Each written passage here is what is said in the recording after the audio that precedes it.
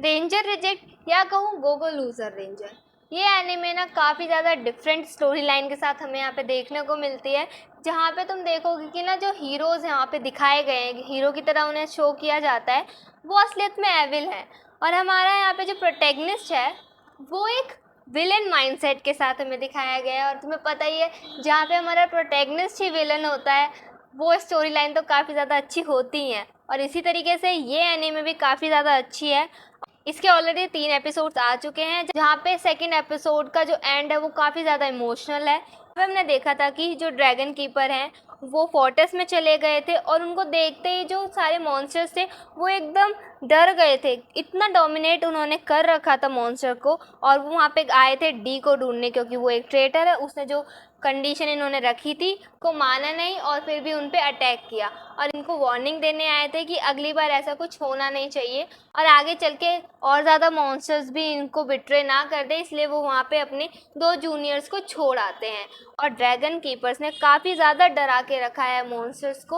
और यहीं पे डी अपना फेस बदल के हिबिकी की कॉपी कर लेता है, उसको मिमिक करके सुजुकी के साथ रेड गैरिसन में चला जाता है। और उसका मेन मोटिव था रेड रेंजर को मारना, क्योंकि वो उसको सबसे पहले मारना चाहता था। और वहीं पे उसको रेड रेंजर तो मिलता नहीं है पर टोकी तो मिलता है। और यहाँ पे तुम देखना कि सुजुकी उसको बार बार बचाती है। जब वो फंसने वाला ही होता है तो वो बचा लेती है, क्योंकि टोकी तो बोलता है कि मैं ही रेड रेंजर हूँ, लेकिन वो असलियत में नहीं होता। और तभी वो उसको नाइफ मारने ही वाला होता है, बैग से निकालने वाला होता है, लेकिन सुजुकी आके उसे रोक देती है कि ये जोक अच्छा नहीं है। से जा रहे होते हैं तो की मुलाकात असली रेड ड्रैगन कीपर से होती है और वो वहाँ पे फिर से कुछ भी नहीं कर पाता। सुजुकी फिर से उसको खींच के ले आती है। और वहाँ पे जब वो उसको खींच के लेके आती है तो उससे बोलती है कि बैग से नाइफ निकालो। और वो बेवकूफ़ लड़का नाइफ निकाल के दे भी देता है और भूल जाता है कि वो उसकी एनिमी थी। वो सच में हिबिकी नहीं था जो उसको नाइफ निकाल के दे देता है और वो उस पर अटैक करती है नाइफ लेते ही। तो बेसिकली मुझे पता था कि सुजुकी को स्टार्टिंग से ही पता है, उसको शक हो चुका था कि वो मॉन्स्टर है, फिर भी वो उसकी हेल्प कर रही थी। और वहाँ पे दोनों लड़ने लगते हैं, लेकिन यहाँ पे मॉन्स्टर थोड़े घाटे में होता है क्योंकि सुजुकी उसको पीटे जाती है। तब वो कहता है कि हम बैठ के बात क्यों नहीं कर लेते। तो सुजुकी कहती है कि क्यों ना हम मिलके काम करें और मिलके इन ड्रैगन कीपर्स को ख़त्म कर दें। लेकिन सुजुकी पे मुझे बिल्कुल भी भरोसा नहीं है, वो बहुत ज़्यादा सस्पिशियस है। और उसी के बाद हिबिकी आता है और वो बताता है कि हमें यहाँ पे आसपास में एक मॉन्स्टर देखने को मिला है। और समझ लो उसके आगे आने वाले जितने भी सीन्स हैं ना काफ़ी ज़्यादा इमोशनल है। 3-4 मिनट काफ़ी ज़्यादा इमोशनल है इस एपिसोड में, जहाँ पे एफ जो है वो डी को ढूंढने आया है अर्थ में, लेकिन वो लड़ना नहीं चाहता किसी से भी, वो डी को ढूंढ ले। लेकिन जो रेड कीपर्स के जूनियर हैं वो उसको हराने में लगे हुए हैं, उसको अटैक कर रहे हैं।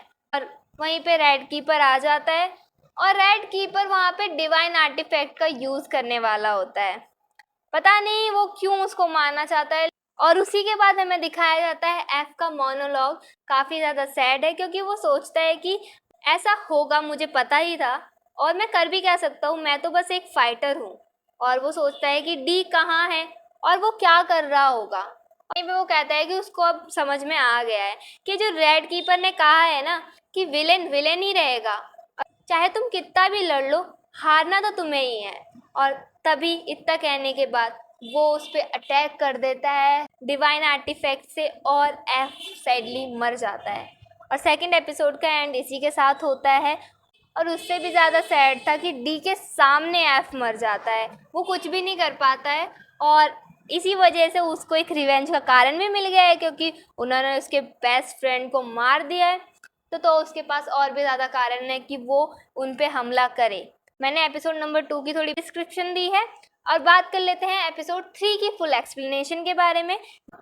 तो एपिसोड की शुरुआत में फाइटर एफ की बॉडी का लास्ट पार्ट जो है उसका हाथ, वो भी धूल में मिल जाता है, वो हवा में गुम हो जाता है। देन हमें दिखाया जाता है कि डी जो है वो काफ़ी ज़्यादा शॉक में है और उसकी आंखों के सामने एफ जो है वो मर गया है। तभी साकुरामा कहता है कि ये नॉर्मल डिवाइन आर्टिफैक्ट तो नहीं था जो वो नॉर्मली शो डाउन के वक्त पे देखते हैं, शायद रियल आर्टिफैक्ट वहाँ पे लेके नहीं जाते होंगे। और उसी के बाद 12 साल पहले का फ्लैशबैक दिखाते हैं, जहाँ पे जो रेंजर्स हैं वो फोर्टेस के बॉस को हरा चुके हैं। और अब रेंजर ने मॉन्स्टर के सामने ना चॉइसेस दी हैं कि तुम दो चॉइसेस है तुम्हारे पास, तुम या तो हमारे साथ फाइटिंग करना कंटिन्यू रखो या फिर हम एक साथ मिलके एक डील को ज्वाइन करते हैं जिसमें तुम्हें हमारी कंडीशन माननी होगी। तो बेसिकली ये कोई चॉइसेस नहीं थी, ये उन पे थोपा जा रहा था। अगर वो अटैक करेंगे तो वैसे ही वीक है तो वो एज अ हीरो फिर भी बने रहेंगे, और अगर उन्होंने उनकी कंडीशन को मान लिया तो भी उनको वर्ल्ड पे अटैक करना ही है। तो दोनों कंडीशन में यहाँ पे जो मॉन्स्टर है वो ही घाटे में जा ही रहे हैं। और इसी को सोचने के बाद जो डी है वो काफ़ी ज़्यादा गुस्से में वहाँ से भाग जाता है। उसके पीछे पीछे साकुरामा भी आता है, लेकिन साकुरामा को पता है कि डी एक मॉन्स्टर है, लेकिन फिर भी वो चुप है वहाँ पे, उसने कुछ भी नहीं बोला। पता नहीं क्यों, वो क्या चाहता था। और वहाँ पे एफ को खोने के लिए वो अफसोस जताता है कि तुम दोनों काफ़ी ज़्यादा क्लोज लगते थे, तो मुझे बहुत ज़्यादा अफसोस है कि तुम्हारा एक प्रिय साथी मर गया। और ये सुनने के बाद डी काफ़ी ज़्यादा शॉक में हो जाता है कि उसको कैसे पता कि वो भी एक मॉन्स्टर है। तभी साकुरामा बताता है कि उसने सुजुकी और डी की ना बातें सुन ली थी जब वो बातें कर रहे थे ड्रैगन कीपर को हराने के लिए, और कहता है कि अगर तुम लड़ना चाहते हो तो इससे कुछ भी नहीं होने वाला है, तुम्हें जो चाहते हो वो तुम छोड़ दो, तुम लड़ते ही रहोगे तो भी जस्टिस ही जीतेगा। लेकिन उसका क्या, जो 12 साल से वो बेचारे मॉन्स्टर झेल रहे हैं यार, उनको नकली फाइट में ज्वाइन होने के लिए फोर्स किया जा रहा है, उन्हें हर हफ्ते इंसानों से बेइज्जती सहन करनी पड़ती है, उन्हें उनके खुद के राइट्स भी नहीं दिए गए हैं, उनके साथ इनजस्टिस नहीं हो रहा, वो नहीं देख रहे। और तभी डी इस ऑर्गेनाइजेशन को खत्म कर देने की बात करता है, जहाँ पे साकुरामा कहता है कि उसको एक ऐसी सोसाइटी चाहिए जहाँ पे ह्यूमन बींग्स और मॉन्स्टर्स साथ में रह सके। और ये काफ़ी ज़्यादा इम्पॉसिबल चीज़ है, उसके अकेले के सोचने से तो ये सब नहीं हो सकता। और इसी प्लान को वो डिनाई कर देता है क्योंकि डी को ऐसा नहीं चाहिए। उसका अब एक ही मकसद है कि वो ड्रैगन कीपर को हराएगा, और वो इतना कह के कि वो उन सबसे नफरत करता है गायब हो जाता है। और उसी के बाद हमें दिखाया जाता है कि जो डी है वो सुजुकी के ऑफर को एक्सेप्ट कर लेता है। हाँ, अब वो दोनों मिलके ड्रैगन कीपर को हराएंगे। वो मान जाता है इस बात को। दोनों मिलके प्लानिंग करने लगते हैं कि वो कैसे हराएंगे ड्रैगन कीपर को। और उनका सबसे पहला रास्ता है कि वो उनकी डिवाइन पावर, जो डिवाइन आर्टिफैक्ट वेपन है, उसको चुरा ले, क्योंकि वो उसके बिना तो इमोर्टल मॉन्स्टर्स को मार ही नहीं सकते हैं। और सबसे ज़्यादा इजी है उस दिन उसको चुराना जिस दिन शो डाउन हो, क्योंकि वो फेक आर्टिफैक्ट को वहाँ पे यूज़ करते हैं और वो फाइट में होंगे बिजी, तो डी का वो आर्टिफैक्ट चुराना काफ़ी ज़्यादा इजी है रेड रेंजर के भेष में। और तभी डी रेड रेंजर के फेस को मिमिक कर लेता है और सुजुकी के नेविगेशन से उस जगह पे पहुंच जाता है जहाँ पे आर्टिफैक्ट रखा हुआ है। और रेड कीपर का फेस लेने के बाद ना उसको कोई भी पहचानता नहीं है, वहाँ के लोगों को पता ही नहीं चलता कि ये फेक रेड कीपर है। और वहीं पे डी स्टेयर्स तक पहुँच जाता है और सुजुकी बोलती है कि यहाँ से नीचे जाने पर ही तुम्हें डिवाइन आर्टिफैक्ट मिल जाएगा। जब वो स्टेयर्स से नीचे जाता है तो उसे वहाँ पे देखने को मिलता है कि डोर के पास तोकितो बैठा हुआ है और वो उस डोर की निगरानी कर रहा था। उस डिवाइन आर्टिफैक्ट को कोई चोरी करके ना ले जाए इसलिए उसको निगरानी में रखा हुआ था। भी डी कहता है कि उसे डिवाइन आर्टिफैक्ट की ज़रूरत है दोबारा ट्रांसफॉर्म होने में, और शायद यहाँ पे ना तोकितो को पता चल चुका है कि डी यहाँ पे भेष बदल के आया हुआ है, वो रियल नहीं है रेड कीपर। और तभी वो उसे अफेंड करने के लिए ना चीज़ें बोलने लगता है कि तुम इतने सालों से उतने वीक और मोब लोगों से लड़ रहे हो, मॉन्स्टर से लड़ रहे हो, इतने वीक लोग हैं। और इतना सब सुनने के बाद भी डी बहुत ज़्यादा शांत रहता है।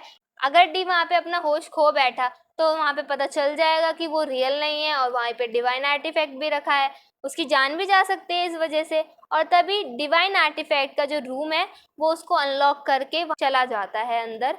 और उस रूम को ओपन करने के बाद ना वो देखता है कि डिवाइन आर्टिफैक्ट ना एकदम रूम के एकदम सामने रखा हुआ है, जैसे कि किसी ने उसके लिए जाल बिछा के रखा हो कि डी तो यहाँ आएगा ही और उस डिवाइन आर्टिफैक्ट को चोरी करने ही वाला है। डी सोचता है कि रेंजर्स को मॉन्स्टर का बिल्कुल भी डर नहीं है, मतलब वो इतने भी काबिल नहीं है कि यहाँ से आर्टिफैक्ट को चुरा सके, क्योंकि उन्हें डिवाइन आर्टिफैक्ट को छुपा के रखने की कोई ज़रूरत ही नहीं लगी, तभी तो एकदम सामने रखा हुआ है। और जब डी उस आर्टिफैक्ट को ले रहा होता है हाथ में, तभी तोकितो डी पर गन से शूट करने लगता है और वो अपने रियल फेस में आ जाता है क्योंकि उस पर बहुत ज़्यादा हमले हुए हैं। तभी तोकितो कहता है कि तुम्हारी स्मेल काफ़ी ज़्यादा अलग लग रही थी और इसी वजह से वो पहचान सका कि ये रियल कीपर नहीं है। तोकितो डी पर गन से बार बार शूट करता रहता है और डी को और सभी मॉन्स्टर को काफ़ी ज़्यादा वीक बताता है। मतलब वो जो हीरो तुम बने बैठे हो, एक्ट कर रहे हो, वो मॉन्स्टर की वजह से ही है। अगर तुम पहले ही मॉन्स्टर को मार चुके होते तो तुम्हें एक्ट करने की ज़रूरत भी नहीं पड़ती, तुम्हारा नामो निशान भी ख़त्म हो चुका होता, सब भूल चुके होते, और फिर भी उनको इतनी बुरी तरीके से ट्रीट किया जा रहा है। और तभी तोकितो डी पर डिवाइन आर्टिफैक्ट को ट्राई करने के लिए कहता है, क्योंकि उसने कभी भी डिवाइन आर्टिफैक्ट को ट्राई नहीं किया था और वो उसे ट्राई करना चाहता था।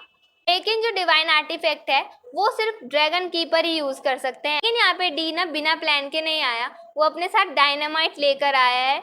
अगर तोकितो ने उस पर अटैक करा, वो उसको धमकी देता है कि अगर तुमने मुझ पर अटैक किया तो मैं इसे ब्लास्ट कर दूंगा, और तभी वो डायनामाइट को माचिस से जला ही रहा होता है। लेकिन डी का रियल प्लान तो था कि वो उसे डंडे से मारता। उसने तोकितो पर 2 बार डंडे से हिट किया और वहाँ पे वो बेहोश हो गया, और तभी वो वहाँ से निकल के चला गया, सेफली बच के निकल गया। लेकिन ये तो छोटा सा पड़ाव था, अभी उसको तो बड़ी मुश्किल से सामना करना ही है। तो एंड से निकलने के बाद उसका सामना होता है रेड कीपर से, और दोनों लड़ना शुरू कर देते हैं। जब डी मार खा रहा होता है और उसकी जो बॉडी है वो रीजनरेट हो रही होती है ना, तब वहाँ के विजुअल्स देखना काफ़ी ज़्यादा अच्छे देखने को मिलेंगे। वो ब्लैक ब्लैक शेडो जो उड़ रही है सामने, काइना अपनी लेफ्ट आर्म को बचाने की जगह डिवाइन आर्टिफैक्ट को बचाता है जब वो डिवाइन आर्टिफैक्ट गिरने वाली होती है। कहना चाहिए भाई, ये हीरो कम एक्टर ज़्यादा अच्छे हैं। मतलब न्यूज़ में उन्होंने खुद को ब्रेव और कूल दिखाने के लिए अच्छी खासी प्लानिंग कर रखी है। सब जगह अब ये दिखाया जा रहा है कि मॉन्स्टर जो है वो अटैक कर रहे हैं, और जो ड्रैगन कीपर है वो वर्ल्ड को बचाने के लिए अपनी जान को जोखिम में डाल रहा है। और तभी सारे ड्रैगन कीपर्स भी वहाँ पे आ जाते हैं। ब्लू रेंजर अपनी डिवाइन आर्टिफैक्ट से डी पर अटैक कर देता है और वो एक बलून में बदल जाता है और उड़ने लगता है। मतलब इतनी जल्दी वो नहीं मर सकता, मुझे भी पता है, लेकिन वो ब्लास्ट हो जाता है। वो इस एनीमे का प्रोटैगनिस्ट है, तीसरे एपिसोड में तो मर नहीं सकता है। अब देखना है कि क्या होता है। और तभी रेड कीपर डिवाइन आर्टिफैक्ट को लेने के लिए जाता है, और उसको जैसे ही टच करता है वो डिवाइन आर्टिफैक्ट गायब हो जाता है, क्योंकि वो डी की आर्म थी, वो आर्टिफैक्ट नहीं था, और डी ने डिवाइन आर्टिफैक्ट को कॉपी कर लिया था। और सोचने वाली बात है कि अब रियल आर्टिफैक्ट कहाँ गई। तो जो रियल डिवाइन आर्टिफैक्ट है वो सुजुकिरी के पास चली गई है। सुजुकिरी ने ड्रैगन कीपर और डी की लड़ाई से पहले ही डिवाइन आर्टिफैक्ट को अपने हाथ में ले लिया। बहुत ज़्यादा चालाक है वो लड़की। सुजुकिरी ने डी को अप्रोच भी इसी वजह से किया है, अपना काम निकालने के लिए, और डी का यूज़ किया है। नेक्स्ट एपिसोड में पता चलेगा कि डी कैसे बचेगा या फिर मर चुका है, तो वो तो हमें नेक्स्ट एपिसोड में पता चल ही जाएगा। तो that's it for today guys, मिलते हैं नेक्स्ट वीडियो में। Bye bye.